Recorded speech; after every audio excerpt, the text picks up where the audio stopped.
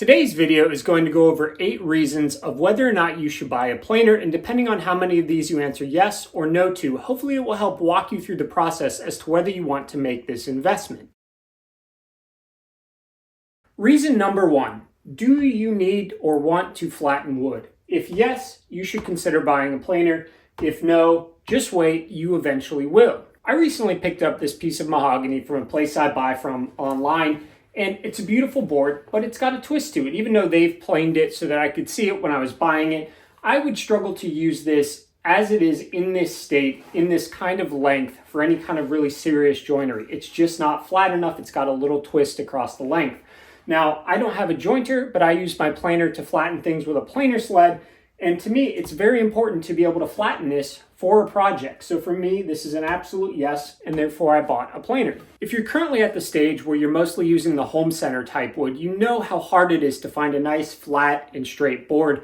And you may even know or have had the experience of when you bring it home and it sits in your shop and the conditions are different and it's no longer that nice flat straight board. It's one of the most frustrating things early on in woodworking is dealing with that wood movement issue before you even get to work with the wood. If this is a really serious frustration point for you, consider buying the planer when you can use a planer sled to help flatten that wood. Question number 2, do you plan at any point to buy rough lumber? And by rough lumber, I mean it's either not fully planed down, it's been skip planed so you can see it, or it's truly rough and off of the sawmill and it's got crazy saw marks and it's totally unusable for an actual project at that point. If yes, consider buying a planer. If no, just wait, you eventually will. Rough lumber really opens up a whole new world to woodworking because you can get it from places outside of your local area where you have maybe a lumber yard that planes for you or your own home center, and it's often cheaper. It's not always the easiest to deal with, but it's oftentimes a really good deal, and you can get a lot of different sizes and different shapes and colors, etc., that may not be available in your local area. Now, I don't have anything on hand that's super rough, but this one right here was from the same company I got the mahogany. But it's got some pretty big divots out of it right here, either from the mill or from their planing, whatever. This is as close to rough as I have on hand, other than some wood I milled myself that's quite wet. But this is a situation where this would not be usable in a project in this state, even though the face has been planed somewhat so that you can see the board when you purchase it. For me, I wanted to be able to buy this, and occasionally I buy really rough lumber, and for me that's a big yes, and therefore I bought a planer. If it's a no for you, you're probably eventually going to want to, but if you never do, then you probably shouldn't buy a planer for this reason. Question number 3 is, do you ever want to be able to alter the thickness of wood? If yes, consider buying the planer. If no, just wait, you will one day. Now, I say this a bit tongue-in-cheek, but there's really a difference in aesthetic for different projects when you can narrow down wood, make it thinner, or you can buy larger wood and make it thicker. In a sense, if you're only used to using 3/4 wood, let's say you've never used anything that's thicker than that and you want to use 7/8 of an inch, maybe it's better for structurally or better just for aesthetics. Well, you need to buy something that's rough lumber at 4/4 or above and then plane it down.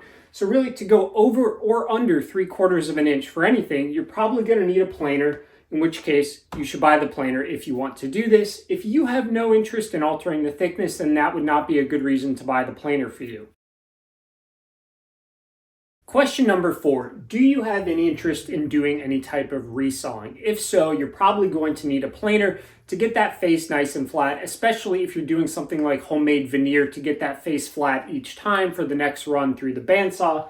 If you don't have a bandsaw, then you can use a table saw. If you don't want to do any of that, then no, this isn't for you. You don't have to buy a planer. If you do have interest in doing this, then yes, consider buying a planer or a drum sander if you really just are doing only veneer. I recently started playing with making my own veneer. I was just testing on some pine, and I eventually created this kind of test piece of walnut. And as you'll see, this is just on a piece of pine with my own edge banding, but I was able to make what really looks like a piece of walnut by taking some walnut I had and just cutting these really thin strips of veneer. But I needed to be able to plane one side so that when I was going to apply it, I had a flat side that I could glue down and then I could clean up the surface of the other side. I don't own a drum sander, which would be more ideal for thinner things, but having the planer allows me to get a surface on one face that I can easily glue down, and then I don't have to remove a ton of material. I just need to get the other side cleaned up. Another reason to resaw is to book match things. Now, you can do this on the table saw, but you really want to remove as minimal material as needed, which is why the bandsaw is ideal. And again, after you use the bandsaw, in most cases, it's pretty rough. You can try sanding, it's time consuming. You can hand plane if you want, but for me, sending it through the planer, much easier.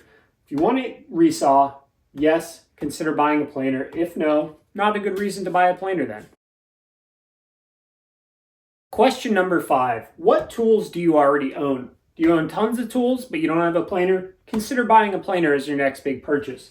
If you don't have many tools, just wait. It's better to have something like a table saw first. I always recommend a table saw as the first kind of major tool purchase. I have another video walking through the kind of big 6 tools and what order to buy them in. Planer is quite high for me because of the other reasons listed in this video, and it opens up so many options. But if you're really early on and you don't own many tools, then the planer is not the most necessary. You can buy 3/4 S4S lumber and deal with that until you really want to change things like thickness and flatten rough lumber, etc. So just consider what you already own and whether the money can be spent towards something that's going to have even a wider use case early on in your woodworking journey. Number 7 on our list involves the cost of a decent planer and the quality of one you can get. Now, depending upon where you live, there may be a decent used market, but this is one of those tools that even the cheaper ones are expensive, and what you really don't want to get into is buying a cheaper one, being really frustrated or upset with it, and then having to buy a more expensive one. Now, I own the kind of benchtop DeWalt 735. It's kind of the higher end of the benchtops. It's great. You don't have to have that one. There are ones below that that are still really good. However, if you don't live in an area where you can find a decent used one for a decent price, or you don't have the money for a decent one, just wait. It's not the right time to buy a planer. This should be a one and done kind of purchase unless you start working with really massive projects. If you have the money and it's the right time and everything else on this list isn't a yes for you, or many things are, consider buying a planer. Just buy a decent one. Up next, we have the age-old question of, should you just hand plane or should you use a machine planer? And for me, this comes down to time. Do you have very little time or no time? You should probably consider buying a planer if you need to flatten or plane wood.